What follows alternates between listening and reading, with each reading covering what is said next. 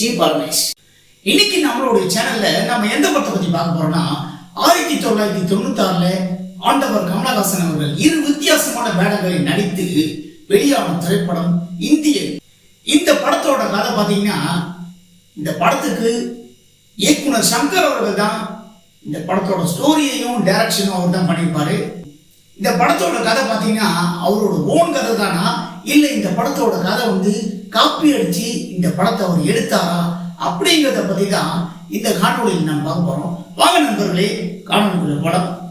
இந்த படத்துல பாத்தீங்கன்னா ஆண்டவர் கமலஹாசன் அவர்கள் தந்தை மகன் என இரு வித்தியாசமான வேடங்கள்ல அவர் நடிச்சிருப்பாரு. இந்த படத்தை பொறுத்த வரைக்கும் அப்டேட் பாத்தீங்கன்னா இவரோட பேசியே இந்த படத்துல படம் ரிலீஸ் ஆகிற வரைக்கும் இவருடைய பேச வெளியிடல. அந்த அளவுக்கு இந்த படத்துல ஒரு வித்தியாசமான தோற்றத்துல அவர் நடிச்சாரு. இந்த படத்துல அவருடைய நடிப்பு ரொம்ப ஒரு வித்தியாசமான முறையில் இருந்தது.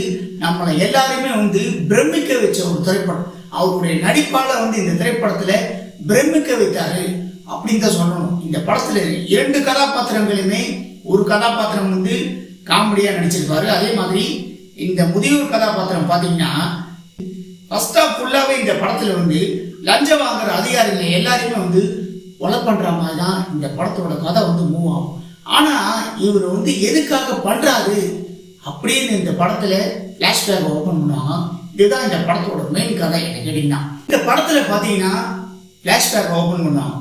இந்த படத்துல கமலஹாசன் அவர்களுக்கு பாத்தீங்கன்னா ஒரு மகன் ஒரு பொண்ணு.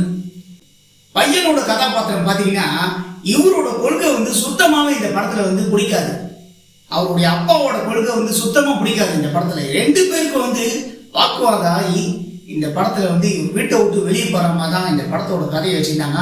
அதுவும் பாத்தீங்கன்னா இவரை பொறுத்தவரைக்கும், இவருடைய பையனை பொறுத்தவரைக்கும் பாத்தீங்கன்னா உரிய காலத்திலேயே முன்னுக்கு வந்துடணும் சீக்கிரமா. அதாவது ஏதாவது ஒரு கோல்மாலை பண்ணி சீக்கிரமா வாழ்க்கையில முன்னுக்கு வரணும் அப்படிங்கிற நினைக்கிற ஒரு கதாபாத்திரம். அதனாலதான் பாத்தீங்கன்னா இவருக்கு அவருக்கு ஒத்துப்பட்டு வராம இவர் ஒரு இடத்துல பாத்தீங்கன்னா இந்த படத்துல ஒரு வேலைக்காக 30,000 பணம் வேணும் அப்படின்னு கேட்பாங்க. 30,000 பணம் கேட்டவனே வேற ஒருத்தர் தர வேண்டிய வேலையை உனக்கு தட்டி பறிச்சு வாங்கறதுக்காக 30,000 பணத்தை என்னால தர முடியாது அப்படின்னு சொல்லிட்டு இந்த படத்துல சொல்லுவாரு. இவங்க ரெண்டு பேருக்குள்ள கருத்து வேறுபாடாகி இவர் வீட்டை விட்டு வெளியே போறாம தான் இந்த படத்துல வச்சிருப்பாங்க. இதற்கு பிறகு பாத்தீங்கன்னா கஸ்தூரி, அதாவது கேஸ் ஆன் பண்ணிட்டு ஏதோ ஒரு ஞாபகத்துல நம்ம வீட்டை விட்டு வெளியே வந்துடுறாங்க. உள்ள போய் கேஸ் ஆன் பண்ணும்போது வெடிச்சு இவங்க இந்த திரைப்படத்துல உயிருக்கு போராடுற மாதிரி தான் இந்த படத்துல வச்சிருப்பாங்க. அதாவது பாத்தீங்கன்னா ஹாஸ்பிட்டல்ல போய் ட்ரீட்மெண்ட் பண்றதுக்காக ஒவ்வொரு ஃபார்மாலிட்டிஸ் இந்த திரைப்படத்துல கேட்பாங்க. அதுவும் பணம் கொடுத்தாதான் ட்ரீட்மெண்ட்டை ஆரம்பிப்பேன் அப்படின்னு சொல்லிட்டு இந்த திரைப்படத்துல பாத்தீங்கன்னா ஒவ்வொரு இடத்துலயும் இந்த சர்டிபிகேட் வாங்கிட்டு வாங்க, அந்த சர்டிபிகேட் வாங்கிட்டு வாங்க, இப்ப வேணா 150 வேணும் பெரியவரே அப்படின்னு சொல்லிட்டு கடமையை செய்யறதுக்கே இந்த படத்துல லஞ்சம் கேட்பாங்க.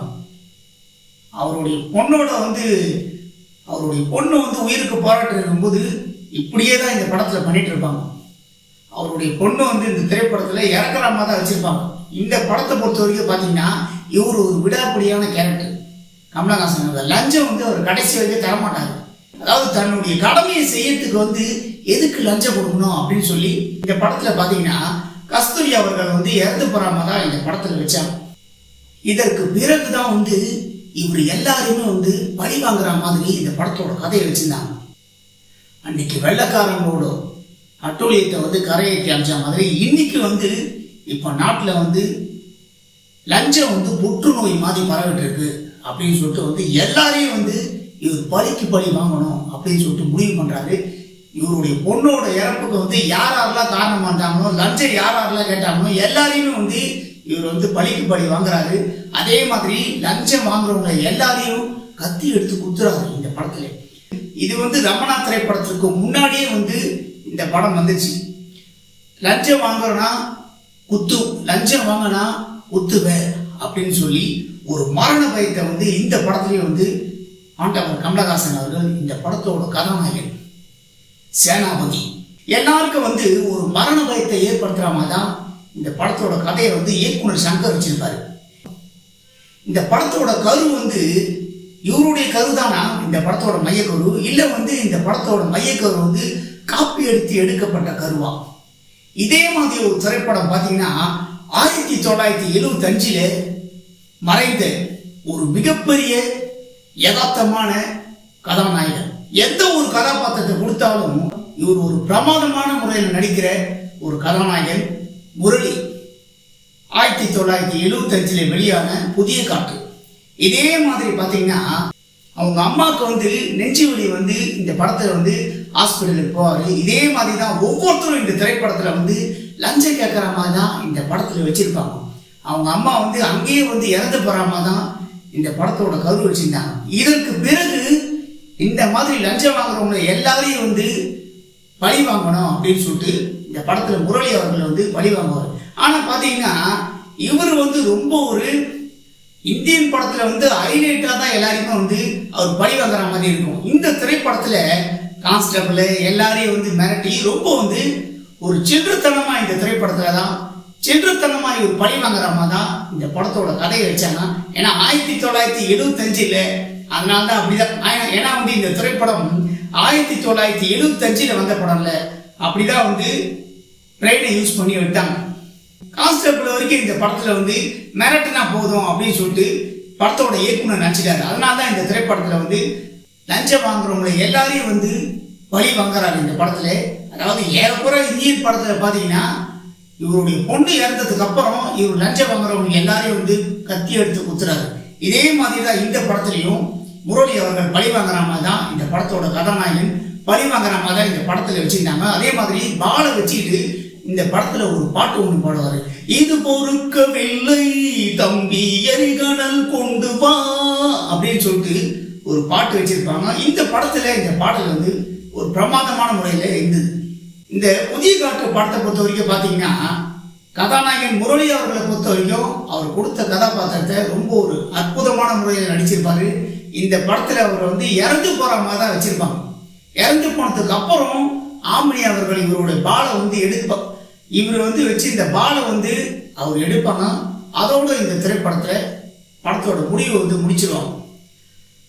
அதாவது 1975 அவங்க அம்மாவோட சாவுக்கு யாரெல்லாம் காரணமா இருக்காங்களோ லஞ்சம் வாங்குறவங்க எல்லாரையும் பழி வாங்கணும் அப்படின்னு சொல்லிட்டு இந்த படத்தை எடுத்தாங்க.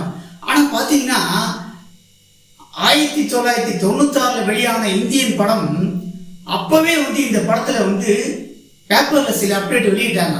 இந்த படம் இதற்கு முன்னாடி வந்த புதிய காற்று படத்தோட கதை அப்படின்னு. நானாவது இந்த படத்தோட கருன்னு தான் சொன்னேன். சில பேப்பர்ல வெளியிட்டாங்க. இதற்கு முன்னாடியே முரளி அவர்கள் நடித்த புதிய காற்று படத்தோட கதை தான் இந்த இந்தியன் படம் அப்படின்னு. அந்த அளவுக்கு இந்த படத்தை இன்னமும் மறக்காம ஜனங்க ஞாபகம் வச்சிருக்காங்க. ஆனா இந்த படம் அந்த அளவுக்கு மிகப்பெரிய அளவுக்கு வெற்றி அடைஞ்ச திரைப்படம் அப்படின்னு சொல்ல முடியாது. ஓரளவுக்கு வரவேற்பு பெற்றது அப்படின்னு தான் சொல்லணும். அதாவது 1975 இந்த படத்தை எடுத்தாங்க. அதனாலதான் இந்த படத்தோட சிந்தனை எல்லாம் இயக்குனரோட சிந்தனை ரொம்ப சின்னதா தான் இந்த திரைப்படத்துல எடுத்தாரு. இந்த புதிய காற்று படத்துக்கு பாத்தீங்கன்னா எஸ் ராமநாதன் அவர்கள் தான் இந்த படத்துக்கு டைரக்ஷன். இந்த படத்துக்கு ஸ்டோரி ஜோசப் இவர் தான் இந்த படத்தோட கதை எழுதியிருப்பாரு. இந்த படத்துக்கு தயாரிப்பு பாத்தீங்கன்னா கணேஷ். அதாவது இந்த படத்தோட கதை பாத்தீங்கன்னா ஜோசப் அவர்கள் தான் இந்த படத்தோட கதை எழுதியிருப்பாரு. டைரக்டராவது ஐடியா கொடுத்துருக்கலாம். கான்ஸ்டபிள் எல்லாம் போயிட்டு மிரட்டுற மாதிரி இந்த முதல்ல வைக்காதீங்க, கொஞ்சம் திங்கிங்கை ஹை லெவலில் பண்ணுங்க சொல்லிட்டு டேரக்டராக இந்த படத்துக்கு ஐடியா கொடுத்துருக்கலாம். ஆனால் கொடுக்கல. 1975 இந்த லெவலுக்கு போதும் அப்படின்னு நினச்சிட்டாங்க போது. இந்த இந்தியன் படத்தோட கதை 1996 டெக்னாலஜி வளர்ந்த போது இந்த படத்தோட கருவை புதிய காற்று படத்தோட கருவை எடுத்து அப்படியே பிரம்மாண்டமான முறையில இயக்குனர் சங்கர் அவர்கள் இந்த படத்தை எடுத்தாரு. இந்த இந்தியன் படத்தை அவர் எடுத்தாரு. முக்கியமா இந்த படத்துக்கு கமலஹாசனோட நடிப்பு 2 கதாபாத்திரங்களையும் ஹைலைட்டா இருந்தது. அதனால்தான் இந்த படம் மிகப்பெரிய அளவுக்கு வரவேற்பு பெற்று இந்த படம் மிகப்பெரிய அளவுக்கு ஹிட்டாச்சு. எல்லா தியேட்டர்லயும் இந்த படத்தோட பட்ஜெட் அதிகம் அப்படிங்கிறதுக்காக இந்த படத்தை டிக்கெட் ஏத்துனாங்க. டிக்கெட் ஏத்தினாலும் இந்த படம் மிகப்பெரிய அளவுக்கு திரையரங்குகள்ல ஹவுஸ்ஃபுல்லாக ஆச்சு. அதனால்தான் இந்த படம் மிகப்பெரிய அளவுக்கு வசூல் சாதனை பண்ண ஒரு திரைப்படம் இந்தியன். ஆனா என்னதான் வந்து வசூல் சாதனை பண்ணாலும் இந்த படத்தோட மைய கரு வந்து புதிய காற்று படத்தோட கரு தான் அப்படிங்கிறத நம்ம யாராலையுமே மறுக்க முடியாத ஒரு உண்மை. இந்த புதிய காற்று படத்தையும் நீங்க பார்த்துட்டீங்கன்னா இந்த 2 திரைப்படங்களும் எந்த அளவுக்கு இருந்தது, நான் சொல்றது இந்த படத்தோட கரு வந்து எடுத்திருக்காங்க அப்படின்னு சொல்றது உண்மையா அப்படின்னு நீங்களே 2 படங்களை போட்டு பாருங்க, உங்களுக்கு தெரியும். ஏன்னா இயக்குனர் சங்கர் அவர்களை பொறுத்த வரைக்கும் பார்த்தீங்கன்னா அவருடைய படங்கள்லாம் நம்ம பார்க்கும்போது பயங்கரமா சிந்திச்சிருக்காரியா அப்படின்னு வந்து பிரமிக்க வைக்கிற அளவுக்கு தான் அவருடைய சிந்தனை இருக்கும் அப்படின்னு நம்ம படத்தை பார்க்கும்போது நினைப்போம். ஆனா வந்து அடுத்த நாளே பார்த்தீங்கன்னா ஏதாவது ஒரு நியூஸ் வரும் பேப்பர்ல, இந்த படத்தை வந்து சங்கர் வந்து என்னுடைய கதையை வந்து திருட்டாரு அப்படின்னு சொல்லிட்டு கோர்ட்ல வந்து வழக்கு நடக்குது அப்படின்னு சொல்லிட்டு இப்படிதான் வந்து சங்கரோட ஒவ்வொரு திரைப்படங்களும் பண்ணிட்டு இருக்காரு. ஏன்னா வந்து காப்பி அடிக்கிறதுல வந்து மன்னர் அப்படின்னு தான் சொல்லணும். அப்படிதான் ஒவ்வொரு திரைப்படத்தையும் வந்து காப்பி அடிச்சு சங்கர் அவர்கள் வந்து எடுத்திருக்காரு.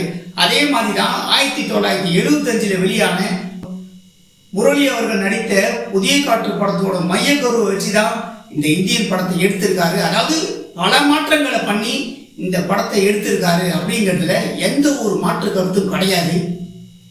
இப்போ இந்தியன் படத்தோட கரு சங்கர் அவர்கள் புதிய காற்று படத்தோட காப்பி அடித்து தான் எடுத்தாரு அப்படிங்கிறத பத்தி நம்ம கொடுத்திருக்கிற இந்த காணொலியை பத்தி நீங்க எல்லாரும் என்ன நினைக்கிறீங்கன்னு உங்களுடைய கருத்துக்களை என்னுடைய கமெண்ட் பாக்ஸ்ல எல்லாரும் மறக்காம பதிவு பண்ணுங்க. நண்பர்களே, இந்த காணொளி உங்களுக்கு பிடிச்சிருந்தா லைக் பண்ணுங்க, ஷேர் பண்ணுங்க, கமெண்ட் பண்ணுங்க. ரொம்ப பிடிச்சிருந்தா ஜி பார்மேஷன் கட்டுறது கையளவு சேனலை சப்ஸ்கிரைப் பண்ணுங்க.